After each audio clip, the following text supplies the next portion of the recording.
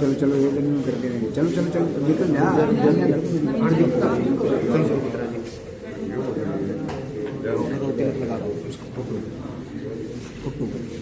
Photo का लगा दो पहलवान जी। मोदी जी निकले हैं इसको संभालने के लिए, देशभक्तों को सम्मान देने के लिए। तो आज सारे के सारी विदेशी ताकत, सब के सब देश के लोग घेरने में लगे हुए, और हम भी बैठ जाते थोड़े दुश्मन को फैजान ताको तकलीफ होती।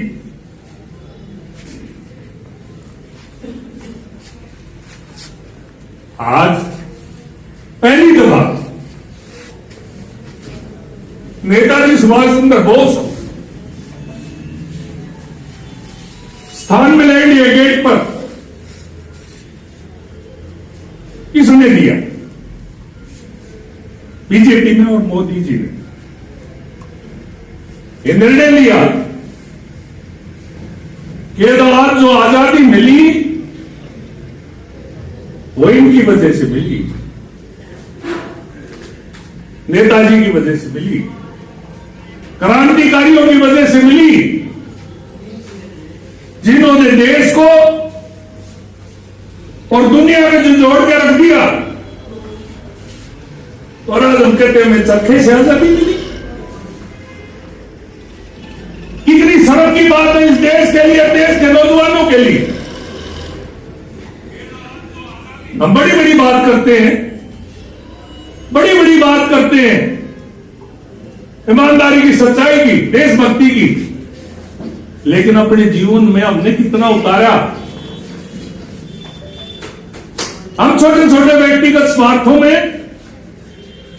देश को बहुत बड़ा नुकसान कर देते, इस बात की परवाह नहीं करते कि आज देश कहां खड़ा है और देश को हम कहां लेके जा रहे हैं। दोस्तों, मैं सन 74 से राजनीतिक कार्यकर्ता रहा हूं। बीजेपी में नहीं रहा, दूसरी पार्टी में रहा, लेकिन क्षणों में मैंने निराश होकर संन्यास ले लिया राजनीति से। और 2009 में आप फिर जबरदस्ती ले आए। मैं निर्णय कर चुका था कि राजनीति मेरे मतलब की नहीं, आज भी नहीं है। मैं राजनीतिक आदमी नहीं हूं, राजनीति मुझे आती नहीं है। आज राजनीति का मतलब हो गया झूठ फरेब, ठगाठोरी, बेईमानी। और हम भी ये देखने लग जाए मुझे व्यक्तिगत क्या मिला, शमशेर ने क्या दिया, बीजेपी ने क्या दिया। ये अगर चंद्रशेखर आजाद, भगत सिंह, राम प्रसाद बिस्मिल सोचते, सुभाष चंद्र बोस सोचते, तो आज आपकी हालत अफगानिस्तान वाली होती, आज आपकी हालत यूक्रेन वाली होती। आज मोदी जी ने पहली दफा दुनिया को यह एहसास करवाने का काम किया कि हम कमजोर नहीं हैं, हम अपनी सीमाओं की रक्षा करना जानते हैं। आज वो हथियार खरीदे जो कभी कांग्रेस सोच नहीं पाई, खरीदना तो दूर की बात है। जिस राफेल के बारे में मोदी जी को घेरने का काम किया, वो राफेल खरीदना तो दूर की बात है, उसका ऑर्डर भी नहीं दे पाई। आज राफेल इस देश में आए कि नहीं आए, और राफेल से भी महंगी एक S4 मिसाइल और जितने भी जो हमले होंगे उनसे देश को बचाने के लिए S4 जो खरीदने का काम किया, एंटी मिसाइल सिस्टम,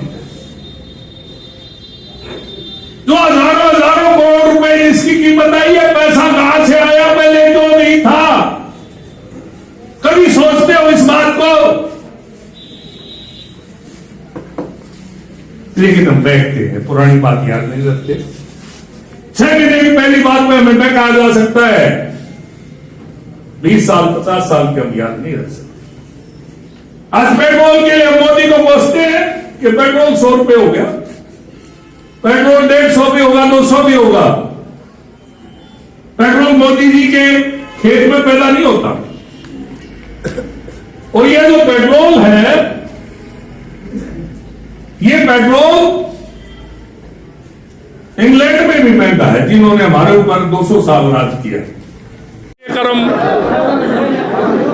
किसान मोर्चा भारतीय जनता पार्टी की तरफ से जो प्रदेश सतर पर 90 के 90 हलकों में आयोजन किया गया, उसी कड़ी में आज का ये कार्यक्रम इलाहाबाद से शहीद पार्क, आजाद पार्क, जो बलिदान हुआ था चंद्रशेखर आजाद जी का, जिस मिट्टी में उनका लहू जिनमें वो लीन हो गए, उसी मिट्टी को लेके भारतीय हमारा बीजेपी का किसान मोर्चा लेके आया। आज सारे कार्यकर्ताओं को उस मिट्टी से तिलक किया गया और आज ये प्रण लिया गया कि जब तक चंद्रशेखर आजाद, भगत सिंह, राम प्रसाद बिस्मिल, क्रांतिकारी सुभाष चंद्र बोस के सपने साकार नहीं होंगे, तब तक निरंतर देश हित में, राष्ट्र हित में हम प्रयासरत रहेंगे। और मोदी जी ने आज जिस तरह से आज शहीदों को याद किया, नमन करने का जो कार्यक्रम दिया, और हम अंडमान निकोबार नमन करने गए थे, नेताजी सुभाष चंद्र बोस को आखिरी बार वहां देखे गए थे। आज जो है उनका इंडिया गेट पर स्टैचू लगाना इस देश के लिए इतने साल बाद पहली दफा नेताजी सुभाष चंद्र बोस को याद किया गया। आज जो है ये जो कार्यक्रम था, 27 तारीख को जो मिट्टी लाई गई इलाहाबाद से धनखड़ जी के नेतृत्व में, आज पूरे प्रदेश में ये कार्यक्रम हुआ। और 23 मार्च को भारतीय जनता पार्टी का युवा मोर्चा जलियांवाला बाग जाएगा, हुसैनीवाला जाएगा, और वहां से भगत सिंह, राजगुरु, सुखदेव का जहां बलिदान हुआ उस मिट्टी को लेके आएगा। और पूरे प्रदेश में घर घर इन जो शहीद है, इनके तराने घर घर में गाए जाएं, इनकी शहीदी और शहादत को घर घर में बच्चों को और आने वाली पीढ़ी को बताया जाए।